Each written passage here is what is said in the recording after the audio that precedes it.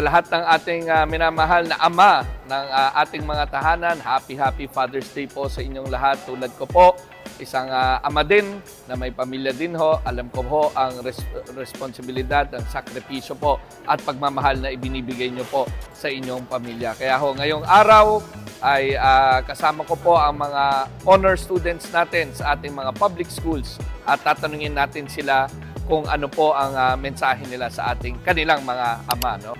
Denver, ano ang gusto mong sabihin sa iyong ama na hindi mo pa nasasabi?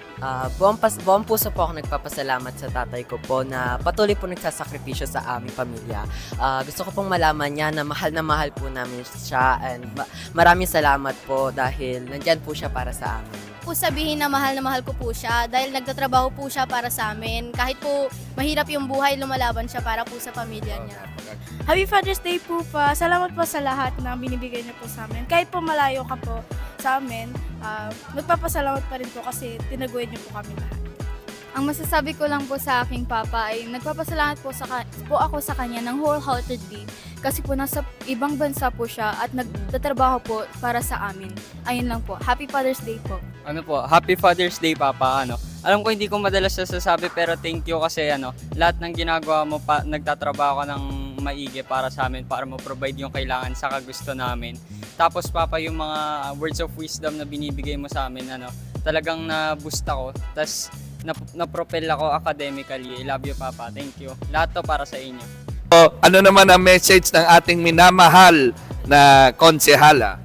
Thank you so much po, Mayor. Una po sa lahat, Happy Father's Day po. Ay, thank you. Nakalimutan ko na Father's Day. Buti pinaalala mo. Sobrang busy sa lahat po ng mga tatay, daddy, father, ama, sa atin pong lahat. Binabati po namin kayo. Happy Father's Day po sa tatay ko at saka sa asawa ko po. Happy Father's Day, Mayor. Happy Father's Day po. Thank you. Okay, Denver, pag uwi mo, ito ang ibibigay mo sa iyong ama. Salamat. Natin sa inyong daddy at konting regalo for Father's Day. Papadala ko itong chocolate kay Konsehala Chris. Sana umabot sa iyo at ubusin mo ito. Salamat po. Tulad po ni Kuya Marlon na nagtataguyod ng isang matatag na pamilyang Valenzuelano. Marami sa kanila ay nag-overtime at sigurado ko si Kuya Marlon ay minsan ring makita ang kanyang anak dahil po sa kanyang trabaho. Saludo po tayo sa lahat ng tatay na nagsasakripisyo para sa kanilang anak. Kuya Marlon, Happy Father's Day. Maraming salamat po, Mayor.